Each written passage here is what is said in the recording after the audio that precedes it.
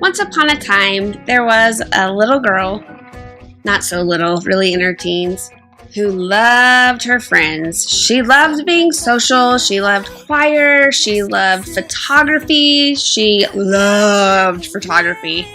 and she loved music. She had been with her friends since she was in 6th grade. And she, after getting promoted from Indian Trail Junior High, was on her way to Olathe South High School with her friends that she had known since she had moved to Kansas City. It was a rough year that year, getting adjusted to high school, having a kind of yucky attitude, not doing well in math, not getting selected for the best choir, but my saving grace was my photography. And I became so good at photography that I had been picked as a sophomore to be the photo editor for the Olathe South yearbook, an award-winning yearbook, for the next 2 years until I graduated. I could not have been looking forward to my junior year more than I was that summer. Unfortunately, upon registration and enrollment, we were informed that I would not be allowed to attend Olathe South High School. Thus, the downward spiral into my year of devastation, 1990 to 91. I had to move across town to our rival high school, Olathe North. I became labeled as a traitor to my friends and mocked for, abandoning them. It was really tough. And then I got into my classes, and of course I was assigned to yearbook. I was assigned to pretty much everything that I had been assigned to before: choir, photography, music, all of those things. And I would continue to do my 0 hour, which meant every single semester of my high school year I took a 6 a.m. class, which meant I had to be to school at 6 a.m. when everyone else had to be to school at 7 for an extra class. By doing this, it meant technically I could graduate after my junior year, which was true. Unfortunately, Kansas doesn't allow early graduation. At least they didn't in those years.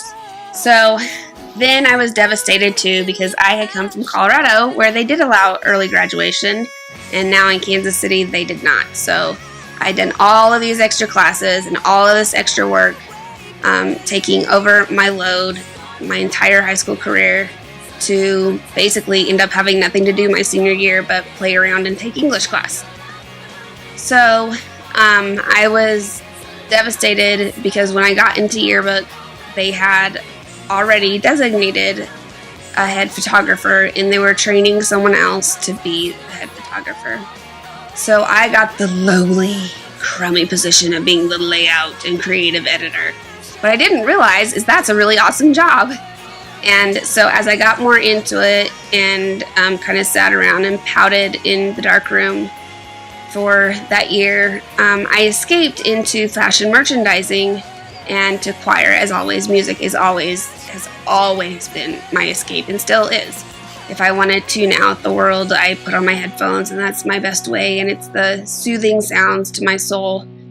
And so I escaped into choir, but fashion merchandising is where I really started to bloom because of the male fashion show. As a sophomore, which this was totally unheard of with Miss Diane Lang, who was very, very hardcore, she chose me to be the technical director of the male fashion show, a humongous prom fundraiser that was basically a way to really get people in to learn that fashion design and merchandising is a big deal. So at that time, Diane Lang chose me to be the technical director. This woman was the coolest thing I'd ever seen. She was petite, and she looked like something right out of W magazine. I was in love with her style and the way she did things. She even kind of made smoking look cool. She had one of those long, things, and put her cigarettes at the end. And so on our fashion merchandising, trip, we got to see her smoke her elegant cigarettes, and it just made it look so cool. And she just was the embodiment of amazing fashion, which I love and still loved. So she gave me hope that year, and she believed in me that year. So then, at the end of my junior year, unfortunately, my English teacher told me I wasn't college material, and there was no way on earth I could ever even possibly make it in English comp or college prep English. And so I was kind of devastated because I have an eidetic memory and I'm a slow reader, and school is boring for me. I told my dad my sophomore year I wanted to drop out. He, of course, told me over his dead body, and so I stayed in school. But school was boring for me. The academic classes, I was a slow reader, so it took me forever to do it, and I would get lost in the book, so I knew I didn't want to start because then I wouldn't be able to weave my way out of it. And then the worst part was I just visualized everything, and it was with me, meaning I could recall it and it was accurate, and so being told I wasn't college material, knowing I was going to college and already having my eye there, was devastating to me.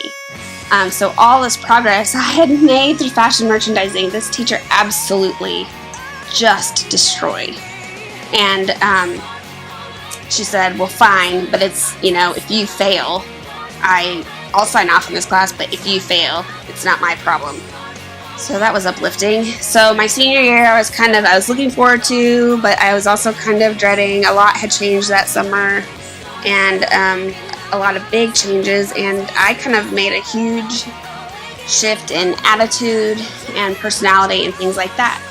So Mr. Clark, my yearbook teacher, had given me a lot of tough love the year before. So Mr. Clark, the year before, I had ditched the day that the yearbook photo was taken, and he didn't retake it. He had a conversation with me and was like, too bad, so sad. And so I wasn't in the yearbook that year. Like, I didn't have my little photo in it. That was my decision, which was stupid, because now I'm like, oh, I wish it was there. And I wasn't on the yearbook staff photo. So senior year, he was absolutely shocked by my change and attitude and being willing to be involved and stuff. But a part of me hadn't changed. School was still very boring for me, and nobody really kind of saw my talent. Now, they saw my potential, but they didn't catch that I had this brain that just absorbed everything. Like, I call it my DVR brain, and my DVR brain never stops. And so no one saw this. Mr. Clark knew there was something special about me, and then there was Mrs. Griner. And on our first day, she said, I've heard about you. I was told you weren't really college material, but I think you can prove me wrong. Oh my goodness, I never heard something like that. A teacher who believed in me and actually was like, hey, you can do this? I was blown away. She had me. She totally had me. And she called me the comma queen because I used too many commas. But she always picked me to read Shakespeare because I was the only one who could read it correctly. I had been reading Shakespeare since 6th grade because I just understood it and it clicked for me and I got it. So she always had me reading the plays aloud because I would do different voices and stuff like that. But I still ditched a lot. So school was still a real struggle for me. And I was one of the main editors on the yearbook. I was like the layout and graphic designer. I was the whole person. I came up with the concept. I selected the art. I came up with the theme for the yearbook my senior year. And so, I had to be gone all the time to go up to Topeka. And then I had gotten into car accidents. And then our choir went on a huge trip. We were invited to Washington, D.C.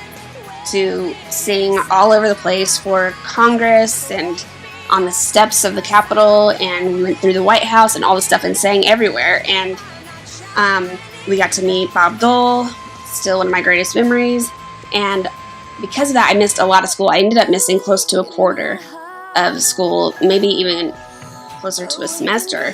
But that was because of my car accidents. I had cracked my sternum and injured my jaw and torn all the muscles in my chest. So I was having trouble breathing, and I ripped all the skin off my face because of the airbag. Neither accident was my fault, by the way, if you're wondering. But Mr. Clark and Mr. Griner still, and Mrs. Griner, sorry, she still stood by me. And she would call Mr. Clark. Mr. Clark